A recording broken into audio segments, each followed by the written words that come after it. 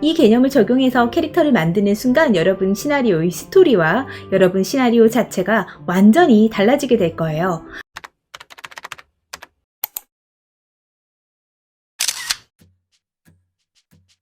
안녕하세요, 작가 나결입니다. 제가 가장 잘 받는 질문 중에 하나가 캐릭터를 어떻게 잘 만들 수 있냐예요. 애니어그램을 활용하느냐, 아니면 주변에 있는 사람들에서 아이디어를 얻느냐, 자료를 조사하다가 찾느냐, 이런 식으로 많은 이야기를 듣는데요. 그래서 오늘은 제가 캐릭터를 만들 때 가장 중요하게 생각하는 부분에 대해서 나눠볼까 합니다. 이 개념을 적용해서 캐릭터를 만드는 순간 여러분 시나리오의 스토리와 여러분 시나리오 자체가 완전히 달라지게 될 거예요. 개념을 설명하기 전에 이 개념을 가장 잘 설명하고 여러분이 제 얘기를 듣고 적용하실 수 있는 책 한 권을 소개할게요. 사실 이 책은 저 혼자만 보고 싶을 정도로 제가 말씀드리려는 이 개념을 잘 보완해주고 정리가 잘 되어 있는 책이에요. 짠! 바로 트라우마 사전이라는 책인데요. 자, 이 책을 볼 때 이제 제가 지금 하고 있는 작업에서도 이렇게 캐릭터에 해당하는 것들을 이렇게 표시를 해가지고 계속 참고하면서 보는 책이에요. 오늘은 이 책을 제가 활용하는 방법에 대해서 여러분에게 알려드리겠습니다. 질문 하나 할게요. 캐릭터가 있다. 캐릭터가 좋다. 라는 것은 무엇을 뜻할까요? 우리는 좋은 캐릭터라고 하면 성격이 밝다, 말을 재밌게 한다, 개성이 있다, 말을 적게 한다, 뭐가 낫다, 화를 잘 낸다, 다혈질이다, 이런 것들을 캐릭터라고 얘기를 하는데요. 사실 어떤 캐릭터가 무뚝뚝하고 말이 없다면 그것은 그렇게 타고난 것이 아니라 어떤 사건, 살아온 배경, 삶의 경험을 통해서 만들어진 것이라고 볼 수가 있어요. 어떤 성격을 만든 그 특정한 사건, 특정한 시간, 특정한 주위의 배경들, 그 사람이 살아온 그 환경 자체가 트라우마라고 볼 수 있죠. 제가 아는 한 영화는 스토리텔링은 한 인간이 가진 어떤 내면의 트라우마, 그것을 만든 성격적 결함을 극복하는 성장기라고 말할 수 있어요. 디즈니 만화 니모를 찾아서의 아빠 물고기 말리는요, 아내를 잃은 후 아들을 잃을지도 모른다는 트라우마에 빠져 있어요. 그래서 아들을 집중마크, 유치원까지 따라가서 보호하는 등 극성 아빠가 되어 있죠. 꼼꼼하고 준비성 있고 항상 조심해요.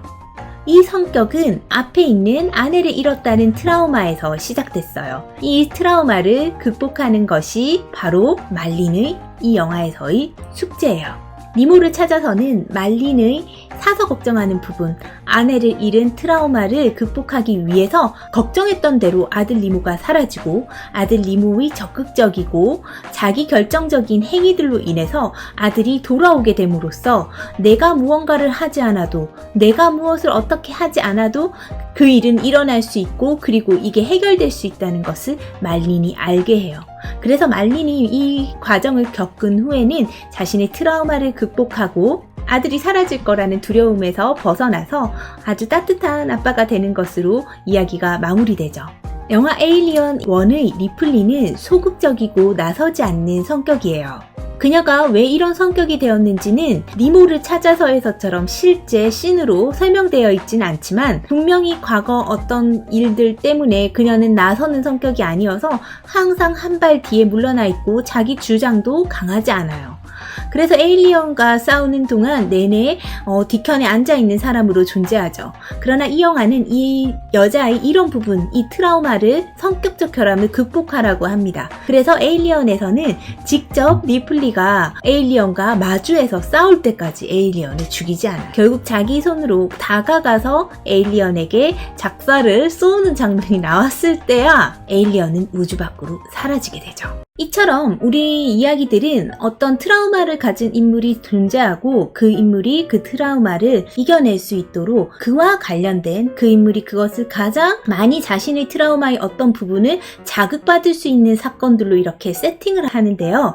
우리가 보통 트라우마라고 정하는 것들은 성폭행 트라우마, 물에 빠졌던 트라우마, 왕따를 당했던 트라우마 등 아주 부정적이고 치명적인 사건들만 떠올리게 된다는 거죠. 그렇지 않은 캐릭터를 만들 때는 실제로 어떤 트라우마가 있을 거라고 생각하지 않아요. 언니를 좋아하는 엄마가 있다든지, 어렸을 때 엄마가 바깥에서 일해서 집에 혼자 있는 시간이 길었다든지, 가난한 환경에서 태어났다든지, 이 그냥 환경 자체가 트라우마가 되기도 해요. 근데 우리는 그 강한 트라우마를 세팅해놓고 그걸 경험해보지 않은 우리 입장에서 쓴단 말이에요. 예를 들면 물에 빠진 트라우마를 했다고 하면 물만 보면 벌벌 떤다든지, 성폭행 트라우마를 만들어 놓고 우리가 생각하는 남자가 오면 놀랜다든지 하는 단선적인 그런 트라우마가 없는 사람 입장에서 생각했을 때의 트라우마가 걸린 사람이 이런 느낌이지 않을까라는 것을 예상해서 트라우마로 만들곤 합니다. 그렇다 보니까 그런 과거를 가지지 않은 캐릭터는 아무것도 없이 어떤 성격이라는 것이 그냥 밝다, 예민하다 이 정도로 이제 캐릭터를 만들다 보니까 캐릭터성이 떨어지는 거예요. 내 트라우마를 전면적으로 내세우거나 내세우지 않거나 사람들은 어떤 트라우마가 있고 영화에서 그걸 꼭 플래시백으로 보여주지 않더라도 그 트라우마를 바탕으로 성격들이 만들어지면 일관성 있는 캐릭터가 만들어지게 되고 그것을 극복할 수 있는 사건들로 무조건 세팅을 해야 돼요. 그게 공포든 멜로든 그냥 성장 드라마든 사극이든 모든 면에서요. 이 책은 그런 면에서 굉장히 제가 좋아하는 식으로 정리가 되어 있어요. 어떤 트라우마의 종류들도 굉장히 스펙트럼을 넓혀주는 예시들이 나와 있는데 이를테면은 낙제를 했다든지 좋아하는 연인과 헤어진 트라우마가 있다든지 부모가 조건적인 사랑을 베풀었다든지 유명한 사람의 자식으로 태어났다든지 이런 거는 뭐 우리가 트라우마라고 생각할 수 없는 부분들을 다 트라우마로 정리를 해주고 있어요. 그리고 그 트라우마를 가지게 된 사람들이 어떤 식으로 무언가를 왜곡되게 생각하거나 성격이 발현될 수 있고 어떤 사건 앞에서 그것이 드러날 수가 있고 어떤 사건을 만났을 때 극복할 수 있나도 정리되어 있어요. 그래서 이 책은 뭐 처음부터 끝까지 공부하는 작법서와 같은 책이 아니라 내가 원하는 트라우마를 찾아서 그 트라우마를 적용시킬 때만 펼쳐서 골라서 보게 되는 거예요.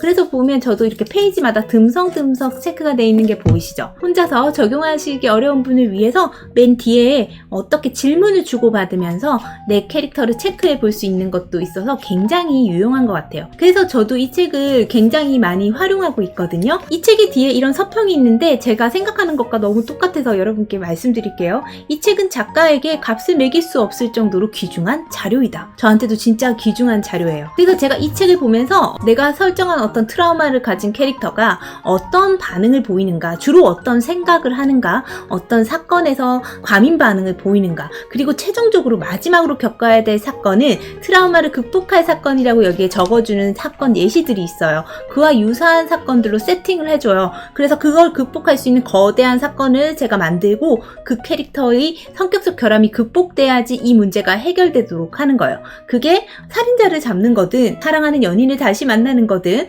어떤 일을 성취하는 거든 말이죠. 그런 장애물들의 종류를 내 주인공의 트라우마가 도드라지고 고쳐질 수 있는 것으로 세팅을 하는 방법으로 저는 활용을 하고 있어요. 그리고 기본적으로 이 책을 통해서 어떤 트라우마를 가진 캐릭터가 어떤 식의 패턴의 행동을 하는지가 구체적으로 조사가 되어 있기 때문에 뇌피셜이 아니라 조사를 통해서 만들어졌기 때문에 조금 더 실용적으로 적용을 할 수 있는 것 같아요. 오늘 여러분께 제가 정말 드리고 싶은 말씀은 제가 여러분의 어떤 캐릭터가 어떤 트라우마를 가졌는지를 한 분 한 분 찾아뵙고 그것을 이렇게 적용하셔야 된다는 설명을 드릴 수가 없잖아요. 그래서 저도 활용하고 있는 좋은 책 한 권을 소개시켜 드리면서 캐릭터의 어떤 트라우마를 상정하고 그것을 꼭 플래시백으로 보여주지 않더라도 어떤 트라우마가 만들어진 성격적 결함 혹은 트라우마로 통해서 만들어진 성격적 결함이 극복되어져서 성장하는 과정, 그것이 바로 영화라는 것을 여러분께 이야기해 드리고 싶습니다. 말씀드린 이 개념을 활용해서 여러분이 쓰시고 있는